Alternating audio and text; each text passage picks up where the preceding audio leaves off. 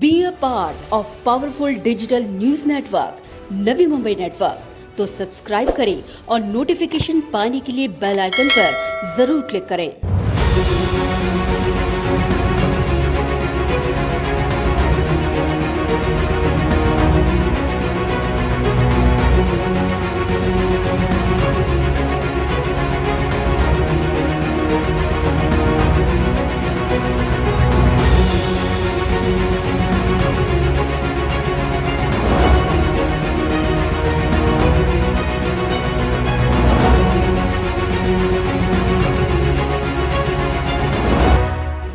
जब भी प्रभाग के विकास की बात आए तो हर मोर्चे पे तैनात और तत्पर पूर्व विरोधी पक्ष नेता दशरथ भगत, भारतीय जनता पार्टी के युवा नेता निशांत भगत, प्रभाग क्रमांक 78 का प्रतिनिधित्व करने वाली रूपाली भगत और प्रभाग क्रमांक 77 का प्रतिनिधित्व करने वाली वैजंती भगत जनहित के कार्यों में कभी पीछे नहीं रहे। लॉकडाउन के कारण प्रभाग क्रमांक 78 और 77 के प्रलंबित विकास कार्यों को गति देने के लिए पूर्व नगर सेवक दशरथ भगत, भारतीय जनता पार्टी युवा नेता निशांत भगत के माध्यम से वार्ड क्रमांक 78 का प्रतिनिधित्व करने वाली रूपाली भगत और वार्ड 77 का प्रतिनिधित्व करने वाली वैजंती भगत ने लगातार आयुक्त अभिजीत बांगर से फॉलोअप करने के बाद आखिरकार प्रभाग के इन प्रलंबित महत्वपूर्ण कार्यों को मंजूरी दिलवाने में बहुत बड़ी सफलता हासिल की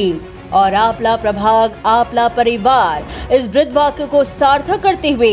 सानपाड़ा पाम बीच प्रभाग क्रमांक 78 के अंतर्गत आने वाले सेक्टर 16, 16A,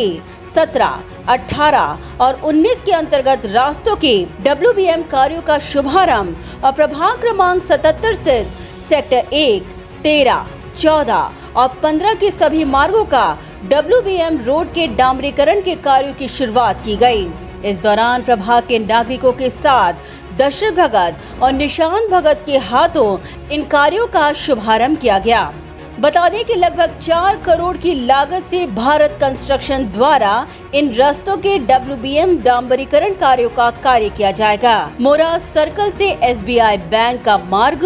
ऑलिव शॉलॉट से केसर सॉलिटियर से पाम पैराडाइज, सीक्वेंस से रिलायंस पेट्रोल पंप मार्ग, अफेयर्स बिल्डिंग से लेकर वडार भवन चौक के मुख्य मार्ग, शिव दर्शन से आशापुरा धाम मार्ग तक इन तमाम कार्यों को किया जाएगा। वहीं प्रभाग क्रमांक 77 के अंतर्गत शारदा माता उद्यान से लेकर राज उदय से लेकर केशव कुंज के तमाम मार्गों का, सिद्धारामेश्वर से लेकर शिवालय के मार्गों का, शिवालय से लेकर यशवंत टावर, शिव शंकर से लेकर गोरबंद के मार्गों तक और गोरबंद से लेकर भूमिराज कासा के मुख्य मार्गों का, भूमिराज कासा से लेकर शिव शंकर 2 के मार्गों का, वहीं श्री गणेश से लेकर अकृत बिल्डिंग तक के तमाम मार्गों का डांबरीकरण का कार्य किया जाएगा। इस उद्घाटन के पश्चात मीडिया से बात करते हुए दशरथ भगत ने कहा कि लॉकडाउन के कारण रुके इन तमाम नागरिक कार्यों को लेकर रूपाली भगत और वैजंती भगत के लगातार फॉलोअप के बाद आयुक्त ने इस महत्वपूर्ण कार्य को मंजूरी देने का काम किया है। रस्त्यांचे डांबरीकरण सानपाडा सेक्टर 1, 13, 14, 15, 16, 17, 18, 19 या क्षेत्रामध्ये रस्त्यांची दुरावस्था झाली होती आणि याची मागणी आम्ही गेल्या 2015 पासून सतत चालू होती। सतत पाठपुरावा केल्यामुळे हा काम वास्तविक पाहता मार्चमध्ये पूर्ण व्हायला पाहिजे, पण ह्या लॉकडाऊनमुळे हे काम आता सुरू होतं, पण याची गरज होती हे मान्य करावं। 4 करोडच्या वरती याचा खर्च आहे आणि भारत कन्स्ट्रक्शन म्हणून या कंपनीला हा काम त्या ठिकाणी त्यांना टेंडरद्वारे मिळालेला आहे। वास्तविक पाहता हे डिसेंबर जानेवारीपर्यंत संपायला पाहिजे काम, कारण तो कामात एवढा स्पीड घ्यावंच लागेल त्यांना, भले त्याचा कालावधी जास्त आहे, परंतु आमचा अंदाज आहे की डिसेंबरपर्यंत हा काम, म्हणजे आता पूर्ण नोव्हेंबर आणि पूर्ण डिसेंबरपर्यंत जी महत्त्वाची रस्ते आहेत, म्हणजे ज्याची दुरावस्था आहे, जी अतिशय खराब आहे, ती प्रथम आपण करून घेऊ आणि हा लवकरात लवकर काम करून घेऊ। वहीं भाजपा के युवा नेता निशांत भगत ने कहा कि प्रभाग क्रमांक 77 और 78 के संपूर्ण मार्गों की अवस्था खराब हो गई थी, मगर लॉकडाउन के कारण गए 7 महीनों से प्रलंबित कार्यों को अब जाकर मंजूरी मिली है, जिसमें मुख्य मार्गों और गलियों के कामों का समावेश है। सानपाडा पाम बीच विभागामध्ये एकूण 9 सेक्टर येतात, ज्याच्यामध्ये विशेष करून सानपाडा सेक्टर 1, 13, 14, 15, 16, 17, 18 आणि 19, प्रभाग क्रमांक 77 आणि प्रभाग क्रमांक 78, प्रभाग क्रमांक 77 मधलं सेक्टर 1, 13, 14 आणि 15 आणि प्रभाग क्रमांक 78 मधले सेक्टर 16, 16 हे 17, 18 आणि 19 असे हे जे सेक्टर आहेत 9, त्या सेक्टरमधल्या अनेक रस्त्यांची हालत ही खराब झालेली होती आणि त्या ठिकाणी लोक वॉकिंगला येत असताना त्यांना त्रास होत होता आणि मागच्या 1.5 वर्ष अगोदरपासून ह्या कामाचा आम्ही पाठपुरावा करत होतो, परंतु निसर्गाच्या नियमाप्रमाणे जे लॉकडाऊन जाहीर झालं, जो कोरोनाचं प्रकोप आलं आणि त्याच्यामुळे हे काम थांबून होतं. महासभेमध्ये मंजूर झालेलं काम वर्क ऑर्डर झालेलं होतं. नवे तर नेमकं वर्क ऑर्डर मिळणार आणि त्याच दरम्यान लॉकडाऊन जाहीर झालं आणि त्याच दरम्यान परत पाऊस चालू झालं आणि म्हणून तब्बल 7 महिने हे काम थांबून होतं आणि म्हणून नाईक साहेबांसोबत जाऊन माननीय श्री दशरथ भगत साहेब आणि नगरसेवक रुपाली भगत यांच्या माध्यमातून त्या ठिकाणी आयुक्तांकडे वारंवार मागणी केल्यानंतर आज या कामाचं उद्घाटन या ठिकाणी झालेलं आहे, ज्याच्यामध्ये 4 करोडचं हे काम आहे आणि प्रत्येक सेक्टरमधला मुख्य रस्ता आणि गल्ली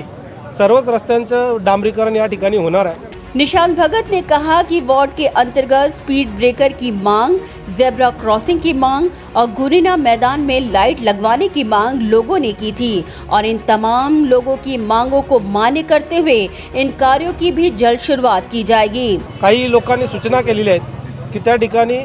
ॲक्सिडेंट होण्याची शक्यता असलेल्या ठिकाणी त्या ठिकाणी स्पीड ब्रेकर असावं. मग भगत साहेबांच्या वाढदिवसाच्या दिवशी तुर्बे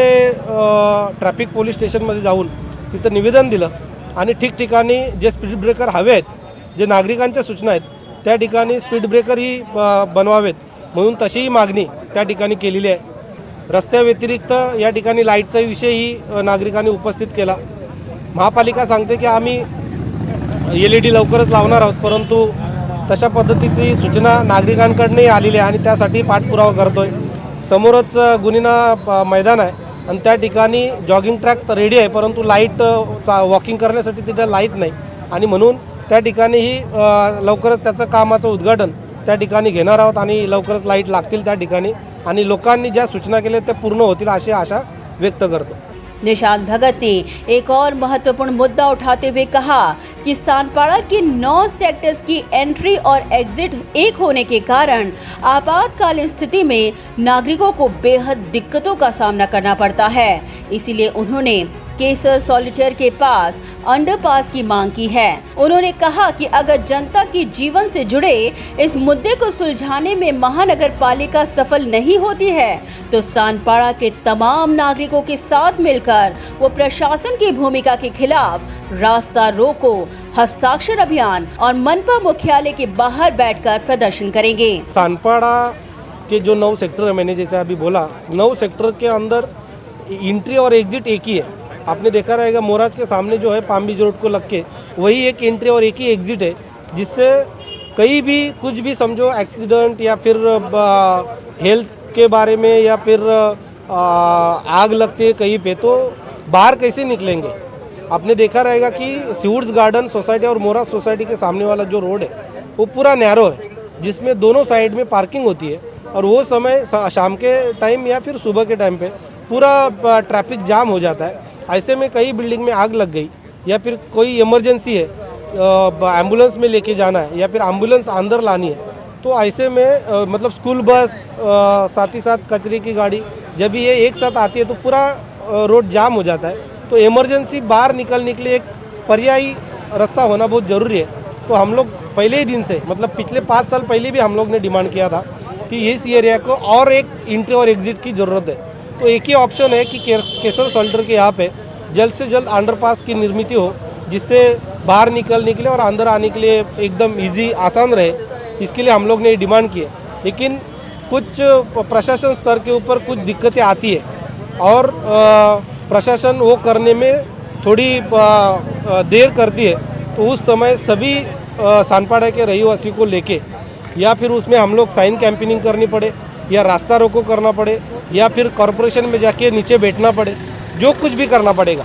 सानपाड़ा रहीवासियों को उससे राहत मिलने के लिए या फिर ये ट्रैफिक से बाहर निकलने के लिए जो पर्याय रास्ता मिलना चाहिए वो नहीं मिलता है, तो ये सब हम लोग आगे जाके करेंगे।